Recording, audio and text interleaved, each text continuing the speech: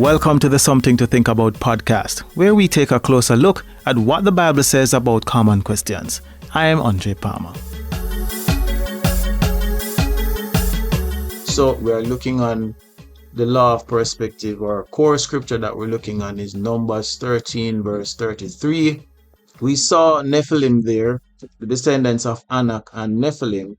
We felt as small as grasshoppers. That's how we must have looked to them. We're zeroing on the decision that led the children of Israel to go around the mountain for 40 years. So another one I want to throw up is the woman with the issue of blood. She spent all her savings seeking medical attention. She went to every single specialist they can think of. She probably traveled as far and wide in the Roman province to get help. And nobody could fix her situation. So her situation was really hopeless from a medical perspective.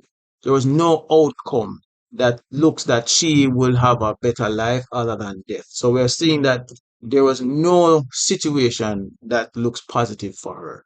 But here's the thing. She heard about Jesus coming in the city. She heard what Jesus did. He healed sick people and many things. His reputation preceded him. And her perspective was that I don't want to talk to Jesus. I don't even want him to touch me. I just want to touch the hem of his garment. So her faith was that just the brush of Jesus, just touching Jesus's garment is enough to heal her. So that was her perspective. What she did was that she went out into the city to see where Jesus was. And her perspective was that touching Jesus is enough. I don't even want him to touch his physical body. I just want to touch a piece of his clothes. And that would change my situation. And you can see what is driving her to seek God was that she knew within her heart that God can change the situation for her. And she even quantified to say that I just only want to touch the hem of his garment. She was able to say that this is enough for me to change my situation around. And when you think about it, it helped to push her closer to where God was. It helped her to move from where she was, and it also helped her to go after the solution of where God was, seeking him out and so on. It really drove her to do something different. And when she actually experienced the move of God in her life, when God said that, who touched me? And she came forward, she was ashamed. She kind of, you're not even sure if you're supposed to respond or not. And her attitude towards Jesus was that I touch you because I needed that that move in my life. So I had to seek after it. And Jesus said that her faith, it was her level of faith that changed her situation. That was a driving force. That when you see her perspective, she was dead focused on touching God and having her own encounter with Jesus. And that was really what helped to move her forward. Zacchaeus was another example where he heard about who Jesus was, but he wanted to have an encounter for himself. This was a sinner. This was a chief tax collector. Nobody liked this man. And he changed his perspective that I am a short person. If I stand in the crowd, I would not be able to see Jesus for myself. So let me go up into a tree and I can look and see him pass from above. But him changing where he was at the time was enough for Jesus to stop underneath the tree and to have fellowship with Zacchaeus at his house. And that perspective of he just wanted to witness Jesus passing. And Jesus coming to Zacchaeus' house without even saying a word transformed Zacchaeus' life for the better and his entire household. And to show you the perspective that he had, his perspective was that seeing Jesus and seeing him pass was enough for him. And it was enough to enable him to go closer to where Jesus was. And to show you in terms of where you are in the situation and what you're looking towards and what is the driving force behind you, will enable your actions as to what exactly you do within the situation. So we're talking about whether it is that you're going to continue to be prayerful and seeking God and be positive and upbeat about the outcome, or you're going to be in doubt and living in feeling hopeless that nothing is going to work out in this situation. Some situation may take years to resolve, years. That you may even give up hope that it's going to work out. But to be honest, your perspective, what you're thinking will happen, is will it's boiled down to trust. How well you trust God to work it out, and that now is where we're talking about, and it comes on to the law of perspective. So those are some several examples to kind of set the tone in terms of what we're talking about and so on. Let us move ahead in terms of what does it require? The law of perspective requires you to carry out research about a decision. It requires you to evaluate the situation, determine the best approach, and to decide what to do next. So your perspective bring out these things. So we can see when Moses sent the spies into Canaan, he was carrying out his research to make a decision.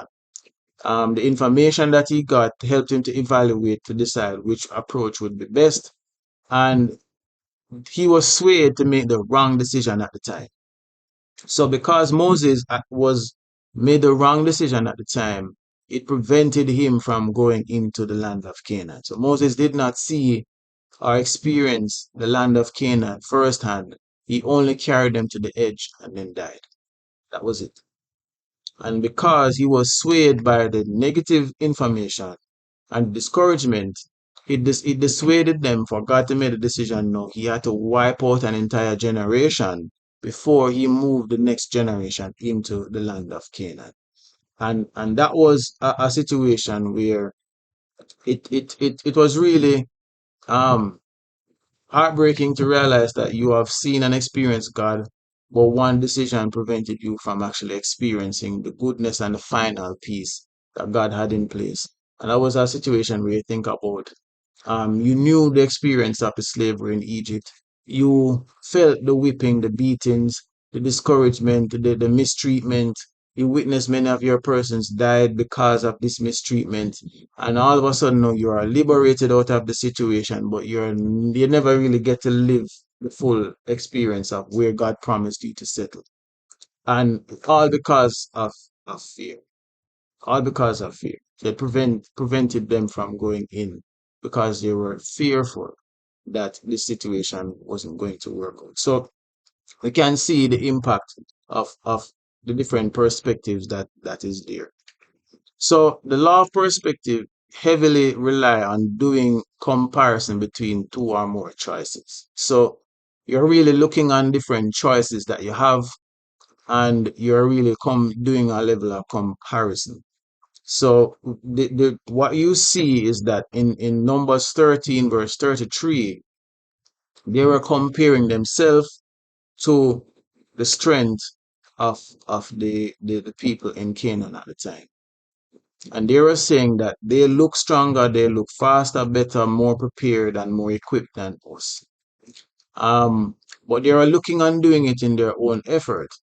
So if you think about doing things in your own effort, the comparison is going to be it's not going to be comparable, because you're going to see that these persons are more equipped, better resourced, and they're able to do more faster, quicker, better than what you carry. But when you realize, no, you have something that they don't have. They had God behind them. And if you think about this for an example, give you an example in terms of how the perspective really is important. There was a time when war was happening in Israel, and the army was not enough. And one of I think is Elijah. I don't remember which one of them, but either Elijah or Elisha. His companion asked him, "What should we do? Because their army is greater than ours." And he said that what we have behind us is far greater than what they have. And he prayed and asked God to open his eyes for him to see the backing that they have compared to what they were up against.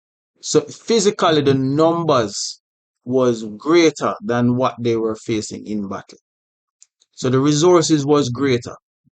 And but when you think about the outcome itself and who they had behind them, when you compare the two, it was incomparable. Couldn't compare it. Because the army of heaven backing Israel compared to not the armies of men, um, it was pale in comparison. And if you think about it, when Joshua went into to Canaan at the time, when they were, I think it's when they went into Canaan, and the spies were talking to Rahab, Rahab was telling them that the fear of Israel was in the heart of men before they even went in. They were defeated because they feared Israel because they heard about what God did for them. So you can see, even though the resources was pale in comparison, they may had more. Their cities was probably better equipped and more secure. But when you heard how they talked about Israel, they were even defeated before the battle even started. And in some cases, we had situations in the scriptures where the enemy killed themselves before Israel came on the scene. So they didn't even have to do anything. Confusion was in the camp. War broke out within the camp. By the time the armies went and reached where the enemy was, everybody was dead. So now, when you're thinking about comparing the situation, where you are, where you want to be, the impact of the situation on you now, compared to what God has in store and the promises that He have, now you begin to put everything side by side to make a decision as to what exactly are you going to do and how are you going to respond. Because if you make the wrong choice, the outcome will always be negative. But if you trust God in the matter, the situation is going to be way different than what you expect. And that's our show. Thanks for listening. I release a new episode of this podcast every Tuesday wherever you listen to your podcast. If you find this information useful, please share this episode with a friend.